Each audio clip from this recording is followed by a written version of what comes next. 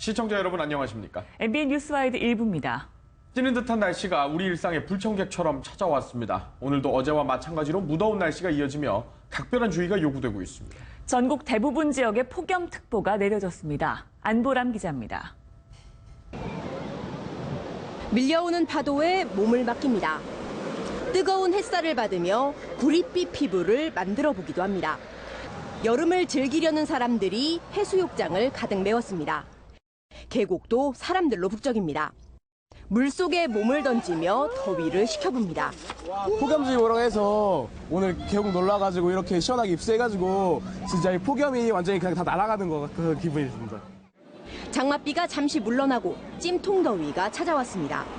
전국 대부분 지역에 폭염특보가 내리는 등 오늘도 그 기세가 이어질 것으로 보입니다. 북태평양 고기압이 확장하고 그 가장자리를 따라 덥고 습한 남서풍이 밀려 들어왔기 때문입니다. 실제 오늘 서울 33도, 대구 34도 등 어제와 비슷한 온도가 이어질 것으로 보이는 가운데 경북 안동과 상주 등 영남 일부 내륙 지역은 한낮 기온이 35도 안팎까지 오를 것으로 예측됐습니다.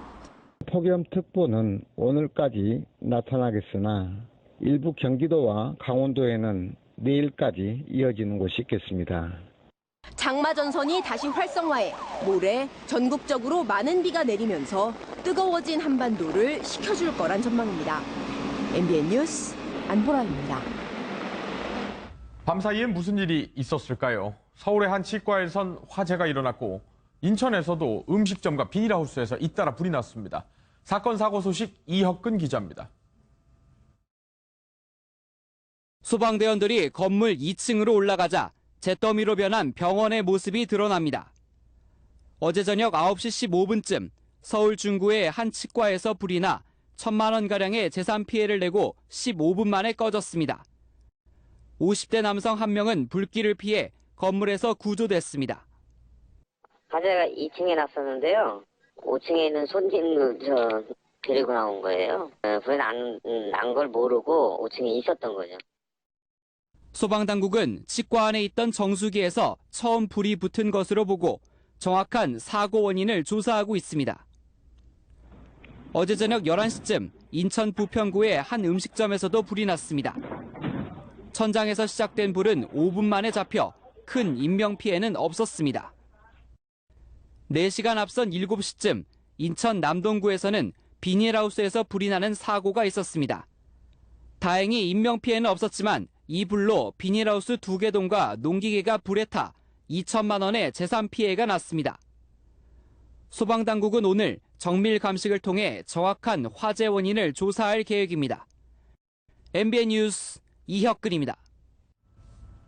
앞서 전해드린 불볕더위만큼이나 지난주 정부가 전격 발표한 사드 배치 문제는 한반도를 데우고 있고 우리 삶에 더 가까운 문제로 다가왔습니다. 북한을 겨냥했던 발표를 인식한 듯 북한은 잠수함 탄도미사일을 기습 발사하는 무력 시위를 벌였습니다. 오지혜 기자가 보도합니다. 어제 오전 11시 반쯤 함경남도 신포 동남방 해상에서 잠수함 발사 탄도미사일 SLBM 한 발이 발사됐다고 합동참모본부가 밝혔습니다. 합참은 SLBM이 정상적으로 수중 사출됐지만 10여 킬로미터의 고도에서 공중 폭발한 것 같다고 추정했습니다. 또 비행거리도 지난 4월 시험 발사 당시의 30km에도 못 미치는 등 일부 기술은 퇴보한 것으로 알려졌습니다. 관심이 가는 대목은 북한이 SLBM을 시험 발사한 시점입니다. 전문가들은 미국의 김정은 제재 결정과 사드 배치 공식화까지 북한을 향한 잇따른 초강수가 SLBM 무력 시위로 이어졌을 가능성이 큰 것으로 보고 있습니다. 앞서 북한은 미국이 김정은을 인권유린 혐의로 첫 제재 대상에 올린 것은 최고 존엄을 건드린 선전포고라며 발끈한 바 있습니다.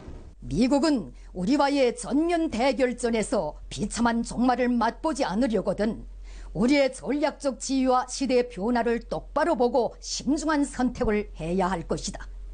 군 당국은 정밀 분석을 하는 한편 추가 SLBM 발사 상황이 있을지 예의주시하고 있습니다. MBN 뉴스 오지혜입니다. 사드 배치 발표 후 폭풍은 이미 예고된 거나 다름없었습니다. 국내 상황만 국한해서 봐도 부지 선정 문제는 물론이고 안전성 문제 또한 중요하게 따져볼 사안이기 때문인데요. 거론 지역의 반발은 거세지고 있습니다. 이어서 노승환 기자입니다. 경기도 평택은 10년 전 대출이 미군 부대 이전으로 한 차례 큰 홍역을 치른 곳입니다. 사드 후보지로 평택이 거론되자 지역 주민들은 그 타당성 자체에 의문을 제기합니다. 국민들은 더 이 사드 도입에 대해서 평화를 위해서도 그리고 경제를 위해서도 지금 도입하는 게 타당하지 않다고 지금 여기고 있는 거거든요. 정부는 사드 후보지 지역 주민들을 상대로 설명회를 열겠다고 하고 있습니다. 하지만 과연 충분한 공감대를 얻을 수 있을지는 불확실합니다. 사드 배치가 확정된 상태에서 주민 의견이 반영될 여지가 거의 없고 전자파 등 위험성에 대한 우려가 워낙 크기 때문입니다. 경북 7곡군이 거론되는 데 대해 김관용 경북도지사는 직접적인 반감을 표했습니다. 공정하고 투명한 절차를 거치지 않고 일방적으로 부지를 결정한다면 대구 경북 시도민들은 자시하지 않을 것임을 명심하기 바란다. 또 다른 후보지인 충북 음성에서는 주민단체들이 당장 내일 대규모 집회를 예고하는 등 전국적으로 반발이 거세지고 있습니다. MBN 뉴스 노승환입니다. 외교로 풀어야 할 밖의 상황도 녹록지 않습니다. 사드 배치를 반대해온 중국이 경제 보복에 나설 수 있다는 얘기까지 나오고 있습니다. 이동석 기자의 보도입니다. 한미양국의 사드 배치 결정에 중국 정부는 불편한 심기를 여과 없이 드러냈습니다. 美韩部署萨德反导系统，不利于朝鲜半岛的无核化，不利于维护朝鲜半岛的和平稳定，不利于各方通过对话协商解决有关问题。 이에 대해 중국 관영 인민일보 자매지인 환구시보는 사드와 관련된 행정구역과 기업과는 경제관계와 교류를 하지 말고 제품 또한 중국에 들어오지 못하도록 해야 한다고 주장했습니다. 중국 내 여론이 점차 악화되며 경제 보복으로까지 이어질 수 있다는 우려의 목소리가 나오는 대목입니다. 우리의 주요 수출 품목인 반도체, 자동차 부품 등의 통관 절차를 까다롭게 한다거나 우리나라를 찾는 중국 관광객에 대한 규제를 강화하는 방안이 제시되고 있습니다. 중국 정부는 한국에 대한 불만 표시로 다양한 압박 수단을 강구할 것으로 예상이 되고 있습니다. 향후 우리 정부는 중국과의 외교 관계를 통해서 잘 풀어나가야 될 것으로. 하지만 중국 역시 한국이 최대 교역국인 만큼 당장의 경제 제재보다 신중한 입장을 보일 것이라는 관측도 나오고 있습니다. MBN 뉴스 이동석입니다. 최근 유명한 영화를 보면 대중들이 개돼지라는 입에 담기도 듣기에도 불편한 대사가 나오는데 실제 우리나라 교육부 최고위급 공무원이 이 같은 발언을 했다고 알려졌습니다. 이정호 기자입니다. 나양욱 교육부 정책기획관은 지난 7일 저녁 한 언론사 기자들과 저녁을 먹습니다. 그런데 교육정책에 관해 대화를 나누던 중 자신은 신분제를 공고히 해야 한다는 생각을 갖고 있다고 말합니다. 참석자들이 발언의 뜻을 묻자 민중은 개, 돼지이며 먹고 살게만 해주면 된다는 답이 돌아옵니다. 미국에선 흑인이나 히스패닉이 고위직에 진출할 생각도 하지 않는다면서 대신 사회 상층부 사람들이 그들까지 먹고 살 수 있게 해주면 되는 것 아니냐는 소신을 강조합니다. 최근 19세 비정규직 청년이 서울 지하철 스크린도어 수리도 중 숨진 사건에 대해선 그게 어떻게 내 자식 일처럼 생각되나라고 대꾸합니다. 나 정책기획관은 우리나라 교육정책을 위반하는 최고위직으로 이명박 정부에서 청와대 행정관 등을 거쳐 지난 3월 승진했습니다. 교육부 장관이 국민들한테 사과를 해야 할 것 같고요. 그런 망언을 한 그 고위직 간부는 당장 파면시켜야 된다고 생각합니다, 저는. 교육부는 어제 나 기획관을 대기 발령하고 국민에게 깊이 사과한다고 밝혔습니다. 국민을 개, 돼지로 보는 공무원. 이런 공무원이 정부 최고위직에 오르는 현실. 대한민국의 주권은 국민에게 있다는 헌법 제1조의 가치가 제대로 지켜지는지 국민은 묻고 있습니다. MBN 뉴스 이정호입니다. 해당 공무원인 나양욱 기획관은 대기 발령 조치도 했지만 파장은 가라앉지 않고 있습니다. 나 기획관을 파면해야 한다는 비난은 물론이고 장관까지 책임져야 한다는 목소리까지 나왔습니다. 서정표 기자의 보도입니다. 어차피 대중들은 개, 돼지입니다. 적당히 지저대다가 알아서 조용해질 겁니다. 영화 대사로만 생각했던 사회 지도층 인사의 발언이 실제 술자리에서 나왔다는 사실에 시민들은 분노했습니다. 높은 곳에 계신 분들이 그런 생각을 가지고 있다는 게 어찌 보면 그 한 사람이 아니고 보편화되어 있는 그런 느낌을 사적인 자리라고는 하지만 고위 간부의 비뚤어진 인식을 문제 삼는 목소리가 많았습니다. 더군다나 정책기획관 자리가 주요 교육 정책은 물론 교육부 조직과 예산을 총괄하는 자리인 만큼 시민들의 걱정과 분노는 더 컸습니다. 우리나라 교육을 어떻게 생각하고 있는 건지 초부터 우매화 그런 정책을 펴려고 하는 것이 아닌지 국민들을 무섭게 안 생각하는 것 같고 트위터와 페이스북 등 SNS에서도 해당 공무원을 파면 징계해야 한다는 등 비난이 줄을 이었습니다. 세금이 아깝다거나 조만간 민중은 몽둥이가 약이다라고 말하는 공무원도 나타나겠다며 조롱하기도 했습니다. 교육부 홈페이지에도 성토가 이어졌습니다. 나 기획관의 인식이 천박하다며 교육부 장관이 직접 책임을 져야 한다는 비판의 목소리도 적지 않았습니다. MBN 뉴스 서정표입니다. 부모가 없는 10대 청소년들을 노예처럼 부린 배달 대행 업체가 적발됐습니다. 알고 보니 이 업체는 조직폭력배들이었는데요. 어린 학생들을 하루에 10시간씩 일을 시키고도 돈을 제대로 주기는커녕 협박에 폭행까지 가했습니다. 박상호 기자입니다. 오토바이를 타고 어디론가 배달을 가는 앳된 남성. 시내를 오가며 바쁘게 움직입니다. 오후 6시부터 다음날 새벽 4시까지 하루 10시간을 쉬지 않고 일합니다. 지각이나 결근을 하면 임금에서 최대 10만 원이 깎이고 오토바이 대여비와 기름값 명목으로도 하루에 15,000원을 떼었습니다. 배달 대행업체 사장은 다름 아닌 조직폭력배. 일부러 없이 그냥 하는 거다. 강제가 아니라 진짜 말 약속 안 지키지. 해 진짜 어떻게 할지 모른다 니한테. 사실상 강제 노역을 한 배달원은 모두 9명입니다. 대부분 부모가 없는 10대 청소년들입니다. 견디다 못한 학생들이 도망이라도 가면 끝까지 찾아내 협박에 무차별 폭행을 가했습니다.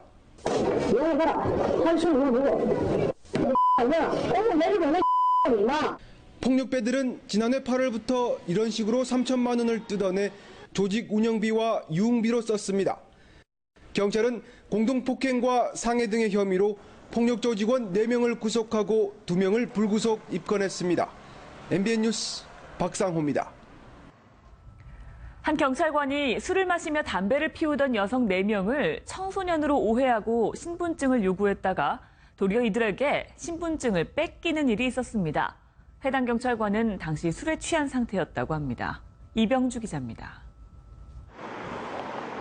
지난 7일 새벽 1시 반쯤 대전 서구의 한 편의점 앞을 지나던 최모 경장은 술, 담배를 하는 여성 4명을 발견합니다.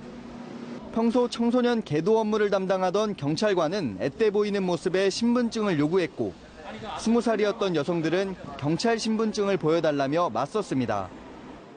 최 경장이 신분증을 보여주자 여성들은 확인해보겠다며 이를 가져간 뒤 돌려주지 않았습니다.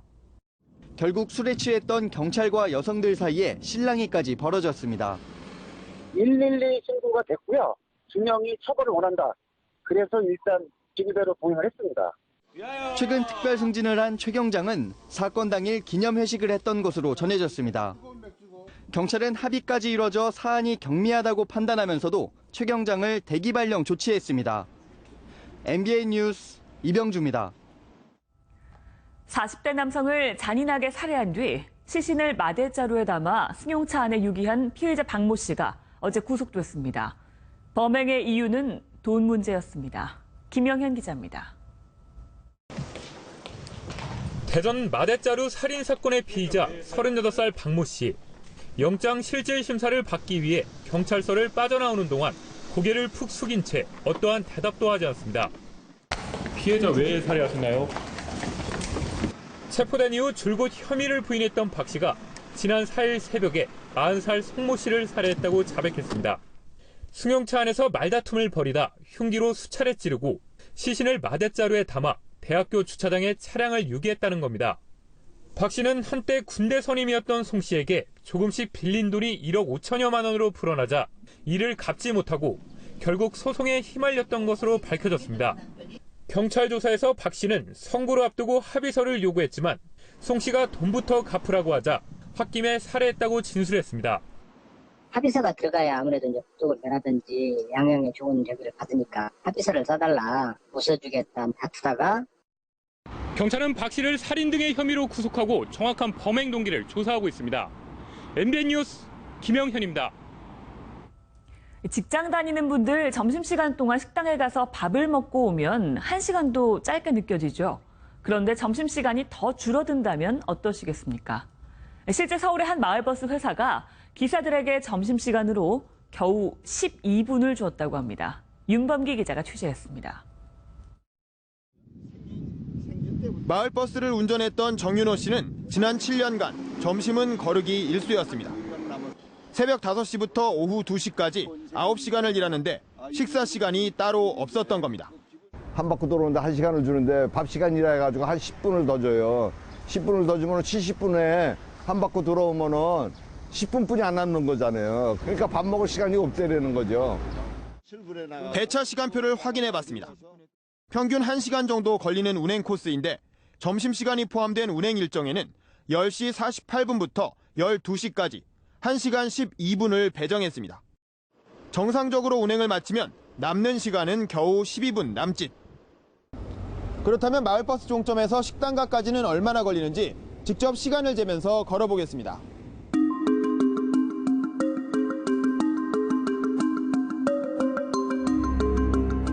가장 가까운 식당가까지 빠른 걸음으로 4분 정도 걸렸는데요. 왕복하면 식사 시간은 5분밖에 남지 않는 겁니다. 종점의 식당은커녕 화장실 하나 변변치 않을 정도로 상황이 열악합니다. 결국 기사들은 밥 먹을 시간을 확보하려면 과속이나 신호 위반을 할 수밖에 없는 구조입니다. 행태가 다 비슷한 것 같더라고요. 그 운전 종사자분들의 점심시간이라고 딱히 1시간을 줘라 이런 규정도 없고 기사들의 처우뿐 아니라 승객들의 안전까지 사각지대로 내몰리고 있습니다. MBN 뉴스 윤범기입니다. 경찰이 교통범칙금 인상을 검토하고 있는 것으로 알려졌습니다. 교통사고 예방 효과가 있을 것으로 기대하고 있는 건데요. 운전자들의 반응은 엇갈립니다. 전남주 기자입니다. 중앙선 침범 범칙금 6만 원, 신호위반 범칙금 6만 원. 이렇게 경찰이 올해만 교통법규 위반으로 부과한 범칙금은 약 4천억 원. 그런데 경찰이 교통단속 범칙금 인상을 검토하는 것으로 확인됐습니다. 현행 범칙금과 과태료는 약 20년 전에 책정된 금액으로 현재 물가 수준에 비해 낮아 범죄 예방 기능이 적다고 판단한 겁니다. 우리나라 범칙금은 호주의 10분의 1, 미국과 영국의 4분의 1, 일본의 절반 수준입니다.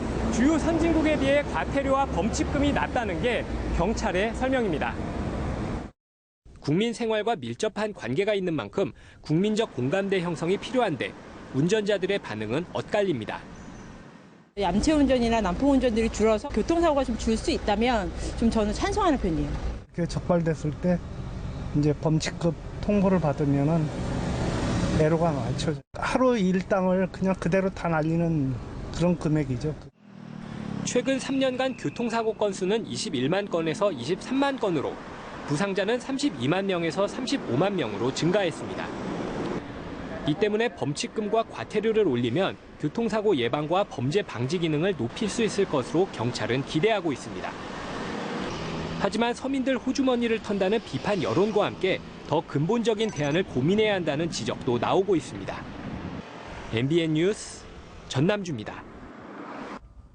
미국 내 인종 갈등 문제는 다시 확산하고 있습니다. 경찰이 저격범의 총격에 사망한 사건 이후 다른 지역에서도 백인을 노린 흑인의 총격이 잇따른 가운데 경찰 추모 기도회와 경찰의 흑인 총격을 규탄하는 시위 또한 잇따랐습니다. 김희경 기자입니다.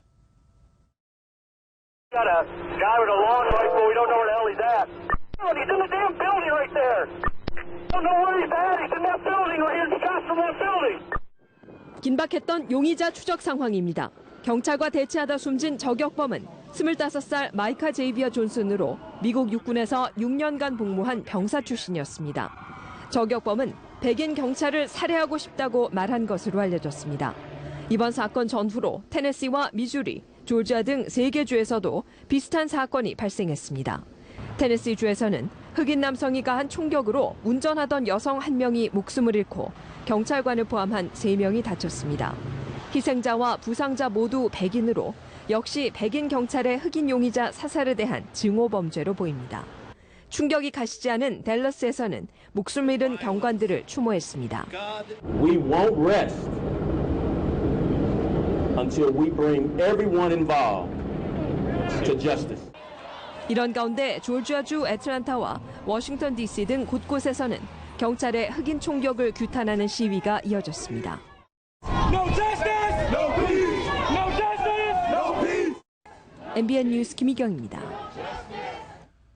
이 경찰 총격범은 과거 군 복무 시 같은 부대 여군 성희롱 사건에 휘말려서 불명예 전역했던 것으로 드러났습니다. 버락 오바마 미국 대통령은 기자회견에서 총격범을 맹비난했습니다. 박준우 기자가 보도합니다. 미국 텍사스주 댈러스에서 경찰관 5명을 조준사격해 숨지게 한 범인 마이카 존슨.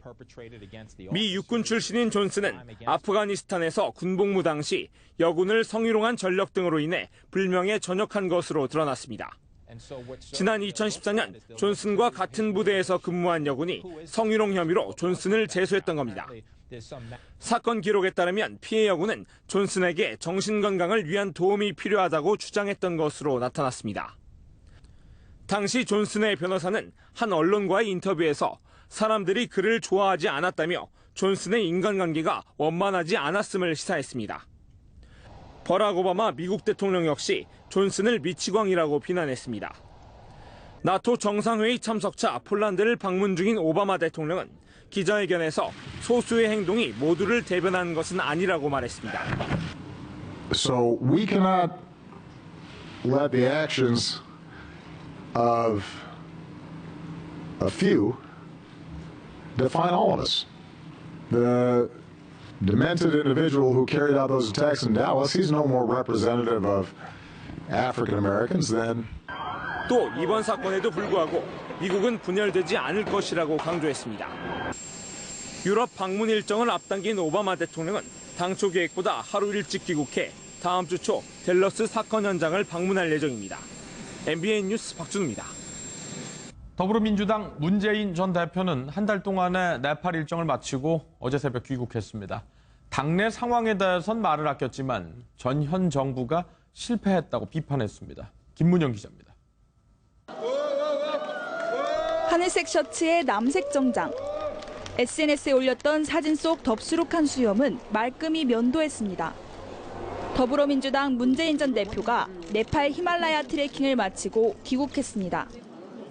지난달 13일 천리행군을 떠나는 심정으로 비우고 채워서 돌아오겠다며 떠난 지 26일 만입니다.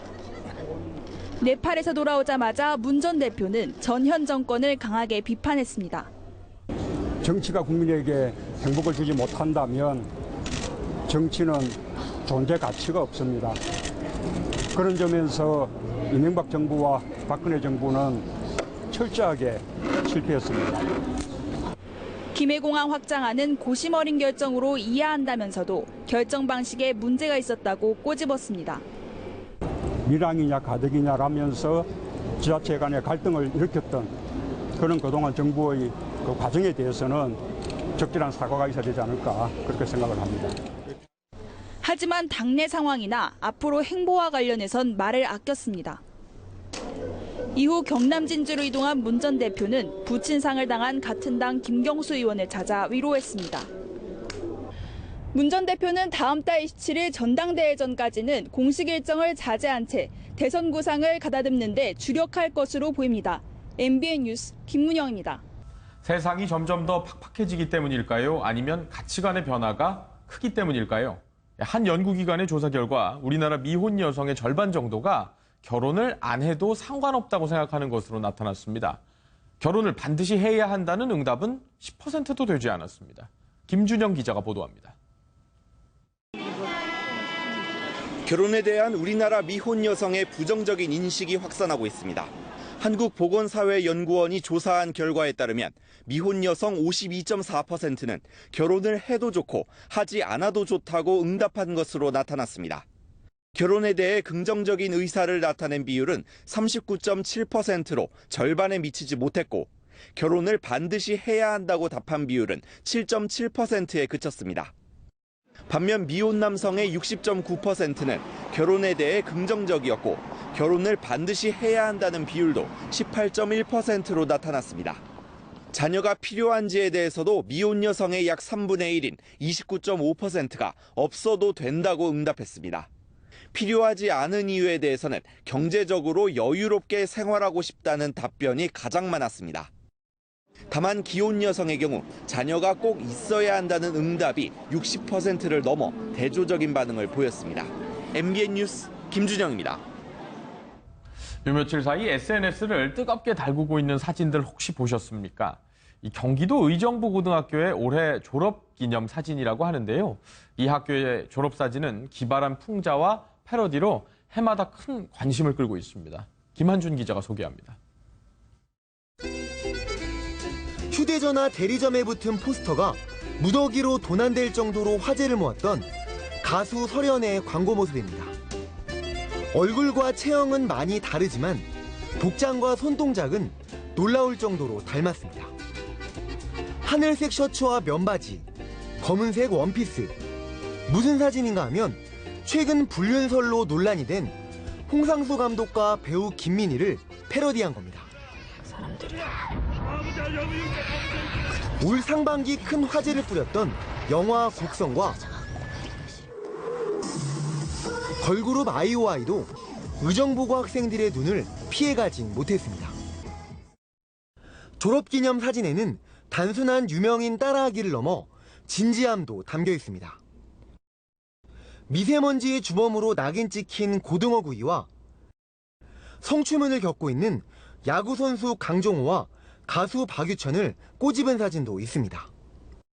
1반부터 끝반까지 다 모여서 하나의 그들만의 문화를 만들어가는 게 정말 좋은 것 같아요. 7년째 이어지며 이제는 의정부고의 전통으로 자리 잡은 졸업기념 사진. 학생들의 톡톡 튀는 재치는 올해에도 여전했습니다. MBN 뉴스 김한준입니다. 날이 너무 덥다 보니 그늘진 산속에서 자전거 타기를 즐기는 분들이 늘고 있는데요. 좁은 산길에 등산객과 자전거가 같이 지나다니다 보니 위험한 상황도 연출돼 서로 얼굴 붉히는 경우도 적지 않다고 합니다. 윤기환 기자입니다. 경기도 군포의 한 등산로. 산을 오르는 등산객 옆으로 산악자전거가 순식간에 지나갑니다. 아슬아슬한 상황은 계속해서 연출됩니다. 그냥 막 달리다 보면은 이제 우리가 미처 발견을 못 하잖아요. 어떻게 우리가 알아서 이렇게 일로 가자고. 자기들도 이렇게만. 주말과 휴일이면 이 산에만 2만 명이 넘는 등산객이 찾을 정도로 붐빕니다. 이 산에서 자전거 라이딩을 즐기는 동호인 숫자도 하루 평균 수백 명. 비좁은 등산로는 등산객과 산악자전거가 뒤엉키는 위험지대로 변합니다. 이처럼 등산로 곳곳엔 자전거 이용을 자제해달라는 안내문이 설치돼 있지만 좀처럼 지켜지지 않는 모습입니다. 현행법상 차량은 입산을 못하지만 동력장치가 없는 자전거는 이에 해당하지 않기 때문에 산악자전거를 제재할 방법은 없습니다. 관리당국도 한쪽 편만 들 수는 없는 노릇입니다. 민원이 들어오기는 했었어요. 그거를 금지할 수 있는 조항은 없다고 저희가 알고 있어요. 시에서 어떻게 하긴 조금. 눈총을 받는 산악자전거 동호인들도 마음이 편치는 않습니다. 단체로 이제 한 대여섯 명 정도 가신다면 자전거가 왜 산에 올라오냐 이러면서 전체 1000만 인구의 자전거 시장에서 산악자전거가 차지하는 비중은 약 40%. 수십만 명에 이르는 산악자전거 동호인들이 등산객과 함께 즐길 수 있는 방안이 필요한 때입니다. MBN 뉴스 윤기란입니다. 국내외 시장에서 우리 김이 외국인의 입맛을 사로잡고 있습니다. 반면 한때 인기를 끌었던 바다의 우유 굴 수출은 올 들어 반토막이 났습니다. 신동규 기자입니다. 외국인들이 많이 찾는 시내의 한 대형마트입니다. 특히 김코너는 관광객들이 빠지지 않고 들르는 곳입니다. 日本は味付きは甘いんですけど、韓国はしょっぱい。日本より美味しい。 김을 낯설게 느끼던 서양에서도 조금씩 인기를 끌면서 올해 5월까지 수출량은 지난해 같은 기간보다 20% 가까이 늘었습니다. 관련 제품을 생산하는 충남의 한 업체도 해외 매출이 1년 만에 40% 넘게 늘었습니다. 외국인들 선호도를 조사를 해서 거기에 대한 연구와 또 제품을 개발하는 데 온 전력을 쏟고 있습니다. 이 김 제품을 만드는 족족 팔려나가다 보니 업체들 입장에서는 원료 확보에 비상이 걸렸습니다. 지난해만 해도 1kg에 800원이 채 안 됐던 원료 김 가격은 지난달을 기준으로 1,000원을 훌쩍 넘었습니다. 반면 바다의 우유라 불리는 굴 수출은 갑작스러운 부진을 겪고 있습니다. 올해 5월까지 수출량은 5,400여 톤으로 지난해 같은 기간의 반토막입니다. 우리나라의 주요 굴 수출국은 일본인데 금년에는 일본의 굴 작황이 좋아서 우리나라 산에 대한 수요가 감소한 걸로 판단됩니다. 결국 수산물 수출의 명함은 세계 시장의 문을 얼마나 두드렸느냐에 따라 갈리고 있습니다. MBN 뉴스 신웅입니다. 최근 제주와 남해 먼바다에서 크고 독성이 강한 노무라 입깃 해파리가 관측됐습니다.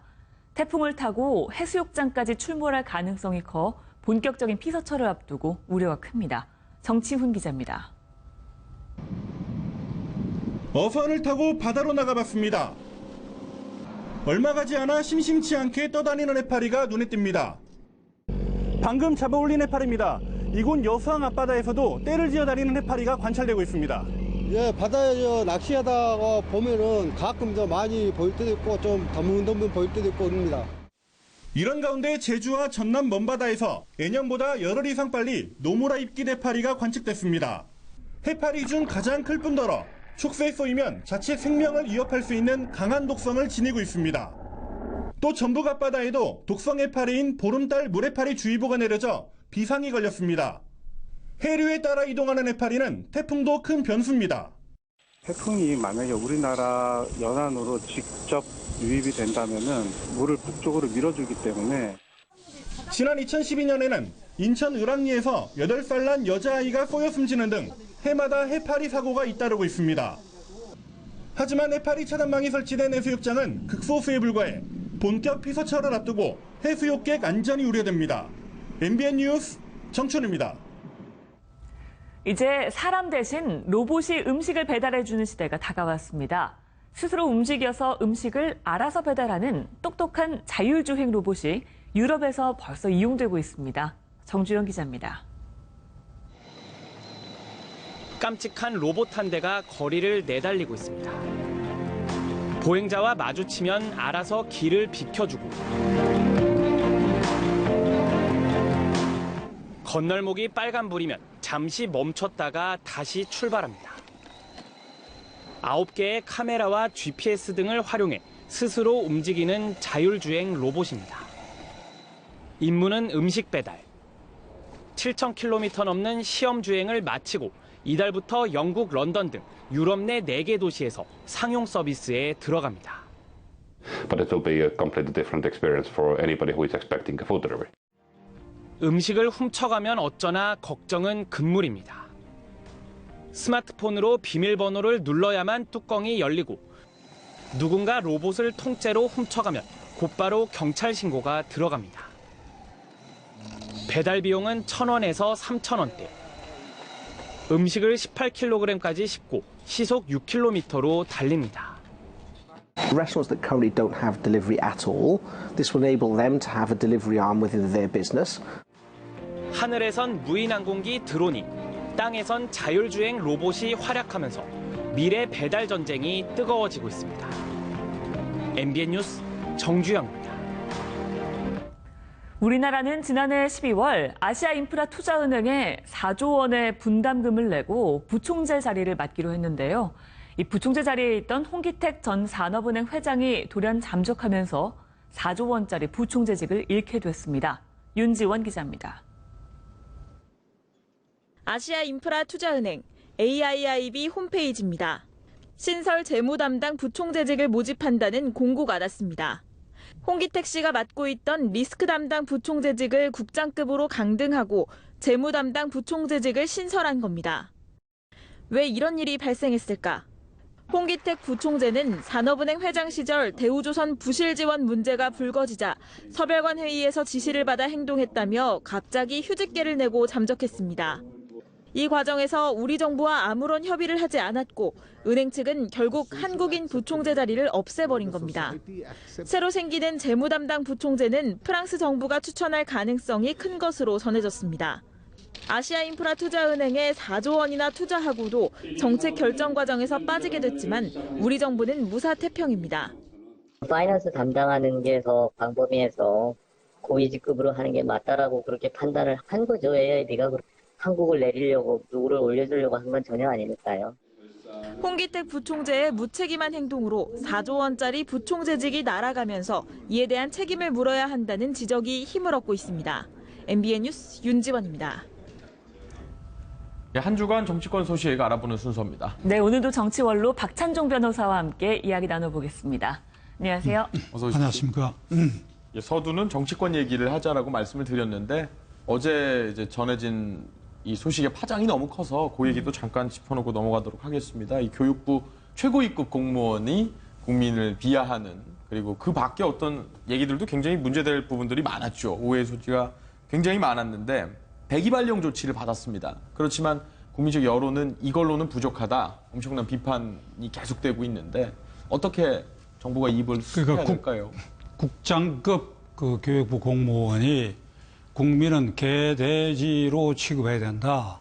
이를테면 군사 독재 정권 시절처럼 국민을 통치의 대상, 훈육의 대상으로 삼아야 된다. 이런 취지의 말을 한 것 같은데 그게 본시 본인의 인성에서 그러한 이 발언이 나온 것인지를 판단해야 될 것이고 그리고 그것만 가지고 교육부 장관까지 책임을 묻는다 하는 것은 그 외에 그 국장이 평소에 직무상 다른 흠결이 있는지를 살펴서 그런 점이 있었다고 한다면 교육부 수장이 책임을 져야 할 사태고 본인은 공직에서 스스로 물러서는 것이 나는 옳다고 생각합니다. 네, 지금 발언들을 보면요. 99%는 먹고 살게만 해주면 된다든지 뭐 신분제를 공고화시켜야 된다라는 얘기도 나오고요. 민중은 개돼지. 이런 얘기는 상당히 자극적인 발언들 중에 하나잖아요.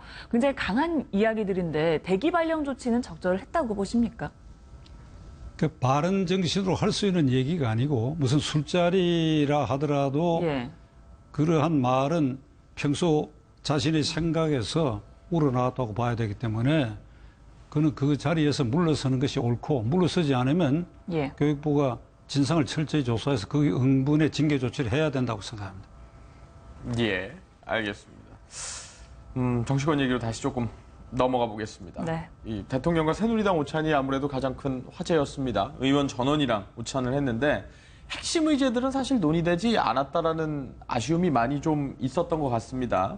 그래서 뭐 여러 가지 어떤 뭐 사드 문제랄지 이런 부분들이 논의가 안 됐다 이런 얘기가 많았는데 뭐 간헐적으로 언급은 된 모양입니다. 특히 TK 지역 의원들, 이 후보지로 거론되고 있는 의원들이 이걸 얘기한 건데 글쎄요, 좀 방향성은 다른 것 같습니다. 그러니까 좀 더 진중한 논의, 폭넓은 논의가 이루어졌으면 좋았는데 결국에는 좀 지역구 현안 얘기에 좀 그친 거 아니냐, 이 사안을 봐도. 그렇지 않으신지 어떻게 평가하십니까? 지난 금요일 날 그 대통령과 새누리당 의원 전원과의 오찬 모임이라고 하는 것은 그 성격상 박 대통령이 그런 형식의 모임을 가진 것이 작년인가 있었고 재임 중에 이번에 뭐 세 번째인가 그런데 그런 자리에서 현안을 놓고 토론하거나 할 수 있는 분위기나 그런 목적은 아니었지요. 그 총선 지나고 나서 대통령과 이 자당 소속, 무소속으로 당선된 이유까지 포함해가지고 이를테면 소통, 스킨십하는 자리였다 이거죠. 그러니까 그게 현안을 논의할 자리는 아닌데 문제는 모든 언론이 박 대통령하고 껄끄러운 관계에 있는 유승민 의원하고 어떻게 조우하며 그게 어떤 모습을 보일 것인가. 그리고 다음에 김무성 전 대표하고 어찌 될 것인가. 그게 이제 초점이 맞춰졌는데 누가 정확하게 이 초까지 헤아린 것 같아요. 35초간의 접견이다. 35초간에 그걸 뭐 회담이라고 할 수는 없잖아요. 35초간에. 그 대화 내용이 어느 상이면 네, 소속입니까? 저도 관심이 있으니까 방송 풀어는 거 열심히 봤어요. 어느 상임위원입니까? 그 기재위 소속입니다. 그 대구 공군기지 문제는 그건 앞으로 잘해보겠습니다. 힘을 합쳐서 잘해봅시다. 대구 공군기지가 유승민 의원 선거구 안에 있거든. 제가 지난 선거 기간 중에 가봤더니 뭐 연설을 하는데 양 비행기가 떠서 막 시끄럽더라고. 그게 아주 심각한 문제예요. 그 대화는 그 정도 대화했는데, 자간 이것이 화제가 됐다 이거죠. 그 물론 35초의 그런 짧은 대화라도 두 사람 사이에 뭐 앙금이라 그러면 좀 이상하지만 풀렸느냐 하는 것은 글쎄 그건 알 수가 없어요. 우리 속담에 하룻밤을 자도 만리장성을 쌓는다는 말이 있고 옥깃을 스쳐도 인연이라는 말이 있으니까 그것만 가지고도 이게 이심전심으로 다 풀렸다 이렇게 볼 수도 있을는지 모르겠으나 제가 보기에는 이게 35초 접견이라고 하는 것이 뉴스가 되고 있다는 이 사실을 박 대통령은 좀 부끄럽게 생각해야 돼요. 나 좀 아침부터 외람된 얘기입니다만은 얼마나 소통을 안 했으면 35초다. 누군가가 지켜봐가지고. 그러니까 이걸 계기로 유승민 의원, 김무성 대표를 각각 부르든지 우선 그분들부터 만나야 돼요. 박 대통령이. 개별 접촉하고 그다음에 이 국가적 현안에 대해서 관련이 있는 상임위 위원들은 수시로 불러서 만나요. 지금 당장 사드 문제도 그렇고 그게 이제 사드가 배치될 지역에 지금 시끄럽게 돼 가고 있거든요. 그러니까 이런 것을 위해서도 수시로 불러서 만나야 되고 그다음에 야당 의원들도 만나야 돼요. 여야 대표회담을 정기적으로 하겠다. 대표만 만나서는 안 되죠. 대표가 당론을 장악하고 가는 게 있다 하더라도 그렇게 해서는 안 되는 것이죠. 국가 원수인 대통령 입장에서는 더더불어 헌법수호 최고 책임자니까 개별적으로 야당 의원도 만나고 하는데 우선은 그날 금요일 날 뒤풀이로 유승민 의원, 김무성 대표를 각각 따로 불러서 정말 한번 풀어주길 바랍니다. 저는. 왜 그런가 하면 국가 원수가 누구하고 앙금이 있다 이렇게 국민이 느끼면 국민이 불안한 거예요. 아, 다 털었구나. 대통령이 못할 이유가 뭐가 있습니까? 무소속 당선돼가지고 끝내 결국은 입당까지 한 마당인데 그러한 전향적인 자세 모든 걸 털고 광범위하게 광폭적으로 미 백악관의 역대 대통령 특히 오바마 대통령이 하는 그런 방식으로 여야를 막론하고 티타임, 오찬, 만찬 광폭하게 불러라. 한편 더 나아가 언론인들도 개별적으로 많이 부를 필요 있지요. 여자 아나운서 팀 따로, 이런 또 앵커 팀 따로, 뭐 전직위원 팀도 저는 안 불러도 좋습니다. 저는 MBN을 통해서 많이 얘기하고 있으니까. 그러니까 이래 대통령이 좀 광폭적으로 하시라 이거죠. 그 임기 말에 이게 그래도 레임력을 어느 정도 막으려면 얘기 나온 김에 제가 말씀인데 김영삼 대통령 이래에 박근혜 대통령까지 네 분의 대통령이 퇴임을 했고 박 대통령이 5번째인데 그 네 분 중에 한 분인데 제가 이름을 뭐 외람되게 밝히지는 않겠습니다만은 퇴임한 후에 이렇게 토로하는 것을 제가 직접 체험을 했어요. 뭐라고 토로를 하는 거니까 내가 누구누구하고 재임 중에 앙금이 사실은 쌓여 있고 이걸 많은 사람들이 다 알고 있는데 그거를 내가 완전히 풀지 못하고 그만둔 것이 내 실책 중에 하나라고 나는 스스로 생각한다. 이렇게 얘기하면 눈치챈 분들이 있을 겁니다. 아, 그건 어느 대통령이 누구하고 관계구나. 그런데 박 대통령도 그런 후회를 남기지 말아야 된다. 결국 대통령은 뭐 하는 자리냐? 잘 먹고 잘 살게 해주겠다. 무슨 창조경제다. 무슨 뭐 아주 빛나는 공약 해가고 그걸 달성하게 하는 것도 대통령 책무지만은 잘 먹고 잘 살게 해주는 게 대통령 혼자 힘으로 됩니까? 결국은 대통령 뭐냐 하면 저는 통합을 실천하는 자리다. 행정부 수반인 동시에 국가 원수니까 헌법 수호 최고 책임자로서 국민 통합의 실천자니까 국민 통합은 뭐냐 하면 소통이에요. 소통을 많이 해서 자신에게 적대하거나 미워하는 사람의 숫자를 많이 줄인 그 대통령이 결국에는 통치에서도 성공하고 후일 국민의 가슴에도 오래 남을 것이다. 이걸 박 대통령이 통찰하셔야 돼요. 지금 뭐 여러 갈래 말씀을 많이 해주셨는데 조금 정리를 하면 이제 의제들이 있잖아요. 또 특히 이제 대통령의 지지 기반이라고 할 수 있는 TK 지역과 연관된 부분이 뭐 신공항 문제랄지 앞서 얘기한 뭐 공군기지 이전 문제도 있을 수 있고 또 사드 문제도 있을 수 있고 이런 부분 이런 어떤 현안들은 어떻게 풀 것인가. 그리고 정치적으로 살펴봤을 때도 이제 뭐 걸끄러운 부분들의 인사들과는 어떻게 정리를 할 것인가. 그리고 이제 보도 개입 의혹에 대해서는 또 어떻게 정리할 것인가. 이런 부분에 대해서도 좀 조목조목 짚어주셨으면 하는 바람이 있는데요. 어떠십니까? 그 중에 어떤 거 우선 당장은? 뭐 차근차근 말씀해 그러니까 주시죠. 사드 문제만 하더라도 이게 어제 그저께 당장 이게 아마도 그렇게 결정될 수밖에 없다. 주한미군을 위해서도 그렇고 여기에 사드를 배치할 것이다. 라고 하는 예감들을 가졌는데 네. 그게 어느 날 갑자기 저렇게 되는 걸 봤단 말이에요. 국방장관이 그 전날도 이게 확정되지 않았다고 얘기했단 말이죠. 가령 이 부분이 그런 부분이 문제예요. 이건 대통령이 나서서 우선 여야 정치인들을 그러면 새누리당의 박 대통령의 최측근이라고 하는 윤상현 의원마저 그 사흘 전에 사드는 효용성이 떨어진다 이렇게 얘기하고 반대했단 말이죠. 그런 사안이니까 대통령이 좀 더 여야 의원들을 설득을 하고 그다음에 국민을 향해서도 그 설득을 하고 그럼 어디 배치할 것이냐 하는 것도 이거 대통령이 설득을 해야 돼요. 이게 김영삼 대통령 이래에 이 핵발전소 폐기물을 어디에다가 저장하느냐 하는 걸 가지고 저기 전북 군산 앞바다 고금동과 거기에 문제가 발생해가지고 폭동이 일어났잖아요. 결국 철회하고 결국 경주에 방패장 설치를 하게 됐는데 그러니까 님비 현상, not in my backyard. 내 마당에는 위험 물질 쓰레기 들어온 것은 용납하지 않겠다. 이게 누구든지 인간의 심리야. 그 무렵에 제가 어느 자리에 가서 이런 얘기를 했습니다. 이게 좁은 나라에 우리 발전소, 핵발전소에 나오는 폐기물을 갖다 저장할 곳이 없다고 한다면 그럼 어떻게 수출을 해야 될 거 아니야 이거야. 그 수출할 때도 마땅치 않다. 그러면 한 가지 방법은 대통령 관저가 있는 북악산 밑에다가 저장하는 것이다. 대통령이 그렇게 나오라 이거야. 그렇게 할 수밖에 없지 않느냐. 그러면 거기 시설에서 대통령이 그 핵 폐기물 위험한 물질이라고 한다면 그 위에서 잠자고 그 위에서 직무할 수밖에 없다. 내가 희생되더라도 국민을 위해서. 가령 한번 이렇게 나와봐라. 이걸 배짱을 깔고 설득을 하고 그 설치 지역에 어느 정도 인센티브를 주고 하면 될 거 아니냐 이거죠. 이번에 사드 배치 문제도 이게 아주 동남권 신공항 문제처럼 아주 갈등의 요새가 돼 있는데 이걸 대통령이 나서야 돼요. 대통령이. 그게 대통령의 직무 아니겠습니까? 그게.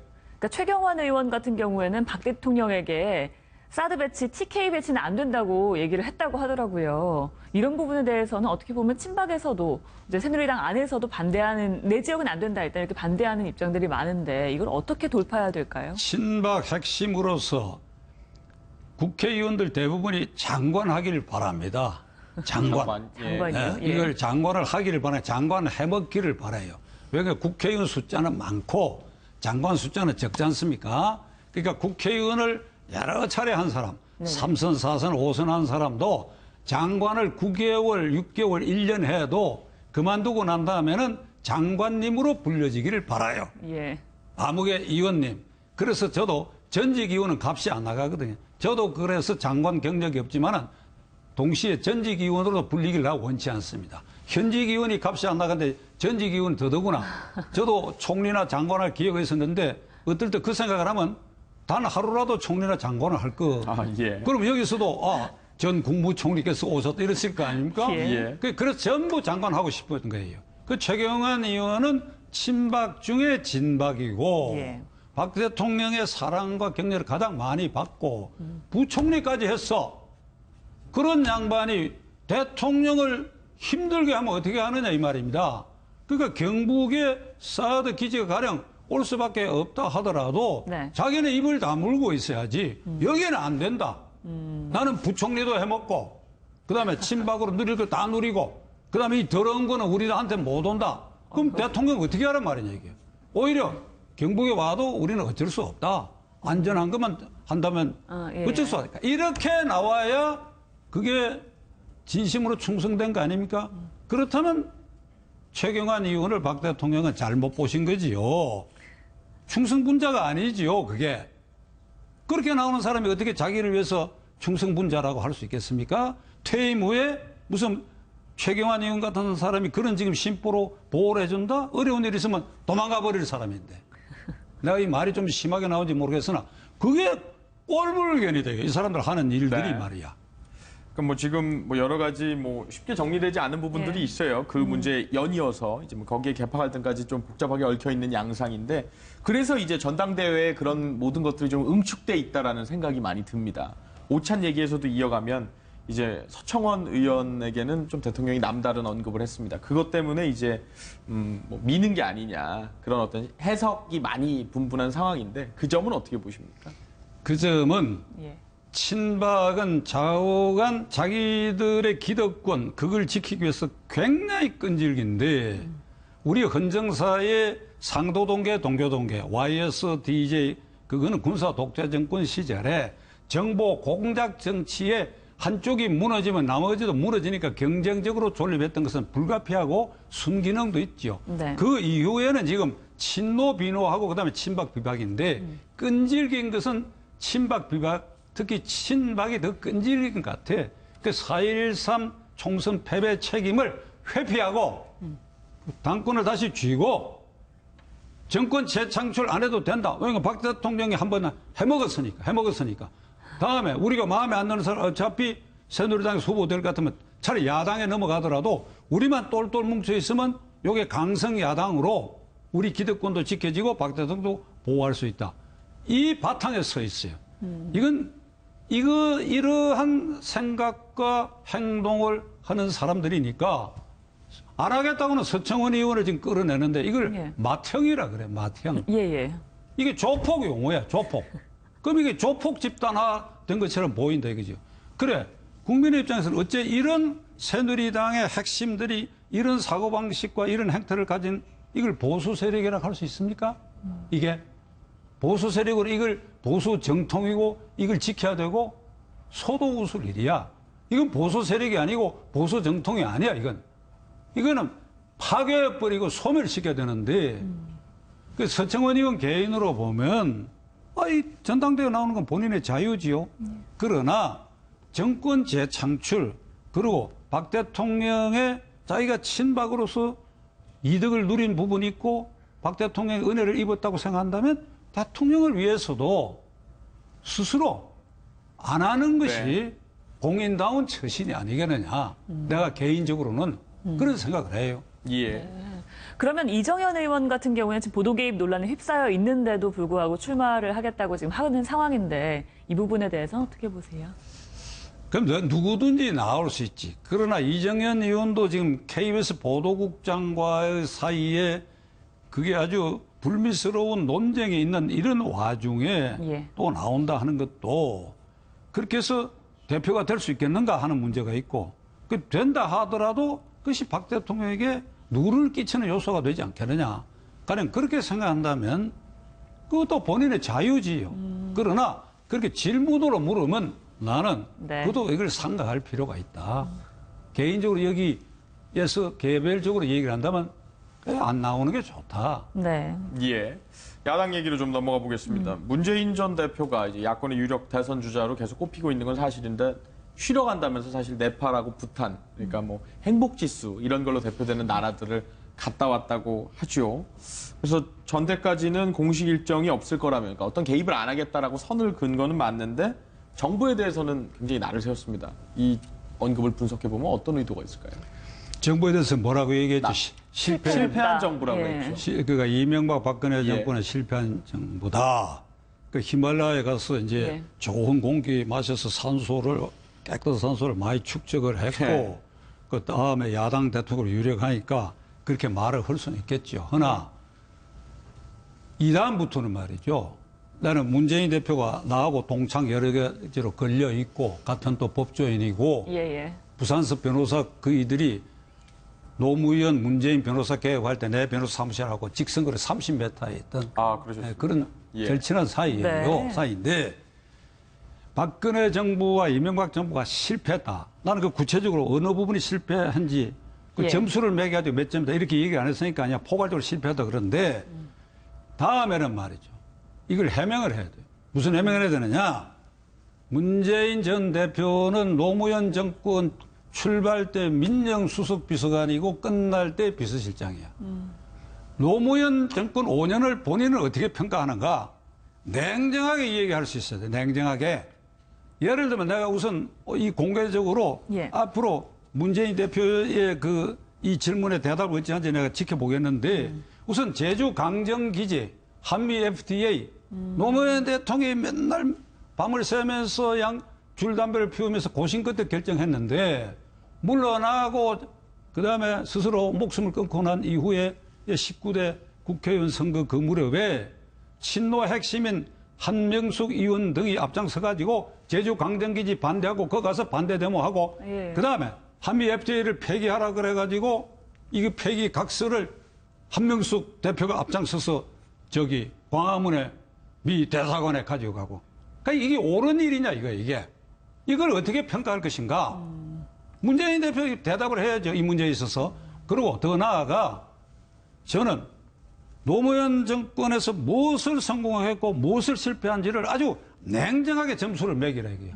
매겨가지고 이것을 이명박 박근혜 정부하고 비교를 해서 그래서 그걸 평가해가지고 얘기를 하는데 내가 한 가지 더 보탤 얘기는 내 눈에 들보는 못 보고 남의 눈에 티눈을 흠잡는다고 이렇게 비교할 때는 노무현 정권을 나는 사실 70점을 주고 싶은데 50점으로 더 냉정하게 점수를 아주 박하게 매기고 박근혜 정권은 40점을 매기고 싶으면 점수를 더 올려서 이러한 태도를 보일 때 이 중간층 국민들이 문재인 후보는 확실히 뭔가를 깨닫고 있고 그래서 믿음직하구나 하는 그런 느낌을 그거에서 가져올 수 있다 그게요. 내가 한 거는 다 잘했고 너희들은 전부 실패했다. 그럼 대통령이 안 되지, 안 돼. 지금 내가 오늘 대통령 되는 방법을 한 수 가르쳐준 셈인데. 얘기를 해야 된다는 말씀이시죠. 네, 알겠습니다. 국민의당 얘기도 좀 해볼게요. 지금 박선숙, 김수미 의원이 결국 구속영장이 지금 신청된 상태인데 만약 실제로 구속영장이 발부가 된다면 이거 안철수 전 대표에게도 좀 크게 영향을 미치지 않겠습니까? 영장이 발부될 수도 있고 안 될 수도 있죠. 지금은 국회가 휴회 기간이니까 국회 동의가 필요 없지요. 그래서 영장이 발부될 수도 있고 안 될 수도 있겠는데 지금 선거관리위원회와 검찰과 법원의 일관적 태도를 보면 이게 100만 원 이상의 공직선거법 위반이면 의원직을 상실하고 그다음에 5년 동안 입후보를 못하게 이렇게 금지되어 있어요. 내 주위에서 여기에 걸린 사람들 보면 정말 억울해. 정말 억울한데 아주 사소한 것도 다 걸려요. 아주 사소한 것도 걸려요. 그에 비하면 박선숙, 김수민 의원 등에게 적용된 그 범죄 사실 등은 검찰의 그것을 확신한다 그러면 아주 사소한 게 아니에요. 당연히 영장 청구 대상이 나는 된다고 보고 영장이 발부되건 안 되건 만약 기소가 되면 이게 사법적 판단과 정치적 판단은 별개니까 의원직을 사퇴해야 돼요. 그래 그것이 안철수 의원이 계속해서 그 책임을 내가 대표를 그만둠으로써 모든 책임을 지는 게 아니지요.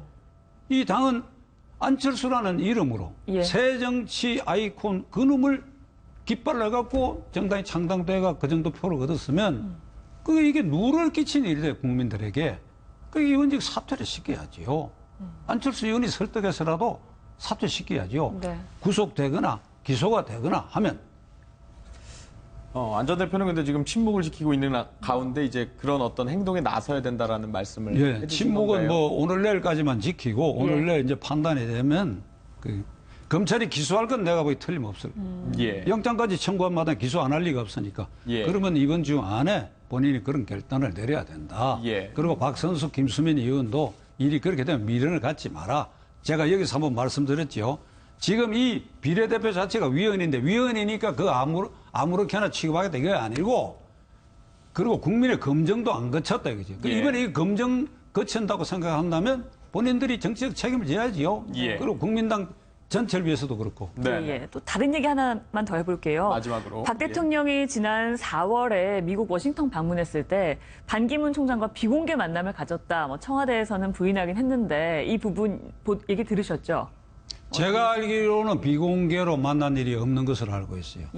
그날 그 회의장에서 잠시 만난 그걸 아마 비공개라고 하는 모양인데 그건 여러 사람이 본 가운데서 만났고 박 대통령이 더더구나 따로 숙소에서 불러서 만났거나 했을 리는 나는 없다고 봅니다. 예. 문제는 반기문 총장인데 이번에 AIIB 아시아인프라투자은행의 부총재 홍기택 씨가 이게 쫓겨난 거거든요. 그 중국이 주도하고 있는 AIIB에서 볼 때에 이 사람이 한국의 산업은행 회장하면서 감사원 감사에 걸려가지고 사법 처리 대상까지도 될지 모르고 본국에서 문제가 생겨 있다 하는 거 아니까 이걸 쫓아낸 건데 이 국제적 망신이에요.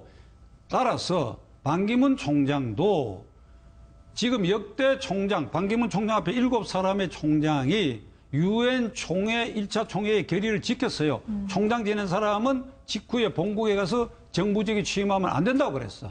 근데 반기문 총장 앞에 7사람 중에 딱 2사람. 발타임 총장은 5년이 지나고 이원 집정제 아래 오스트리아 대통령을 했고, 그다음에 페루의 KR 총장은 그걸 지나고 8년 뒤에 외무장관을 했어, 그 나라에.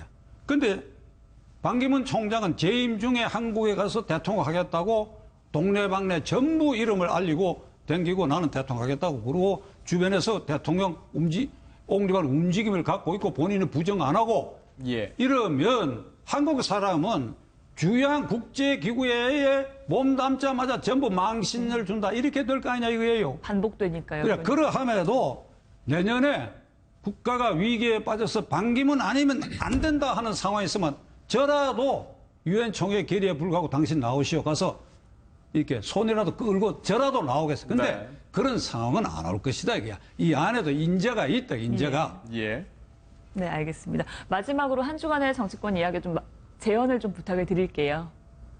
네, 마지막 제언 한번 부탁드릴게요.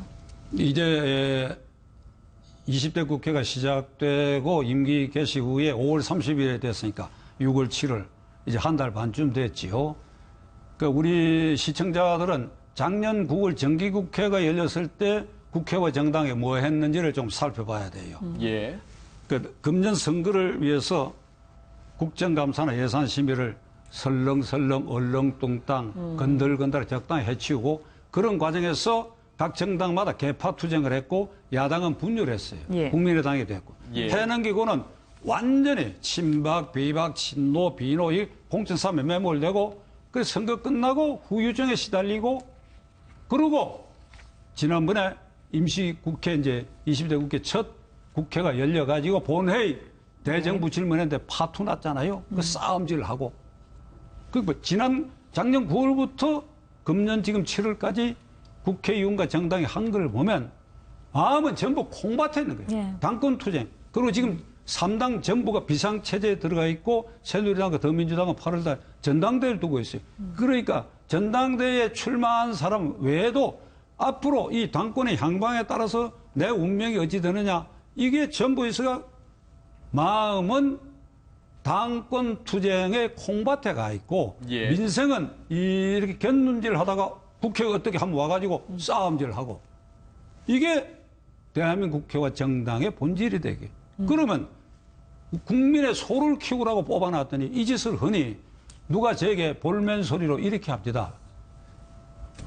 국회의원을 정당용과 국회용으로 분류를 해서 뽑는 방법이 없겠냐고. 정당용 뽑아가 이 정당용은 당 안에 모여갖고 맨날 당권 투쟁하고 싸우라 이거야. 그 다음에 국회용으로 뽑은 국회의원은 국회에 가서 거기서 민생을 돌보는 이렇게 국회의원을 이원화하는 방법이 없겠냐 그러길래 대답을 제가 이렇게 했어요. 헌법적으로 가능하다. 국민이 동의하면 할 수 있다. 제가 이랬어요. 오죽하면 이런 얘기가 나오겠느냐 이거죠. 근데 이 정당과 국회의원들은 이게 자정 능력이 없어요. 새누리당만 하더라도 혁신하겠다고 하는데 혁신은 날아가 버렸어. 여전히 전당대회 당권 투쟁으로 김희옥 씨는 뭐 하는 사람인지 도대체 알 수가 없어. 자정력을 상실했으니 그럼 다음 어찌 되느냐? 국민 몫이에요. 알겠습니다. 알겠습니다. 저희 오늘 말씀 여기까지 듣겠습니다. 고맙습니다. 감사합니다. 네, MBN 뉴스와이드 1부는 여기서 마치겠습니다. 함께해 주신 여러분 고맙습니다.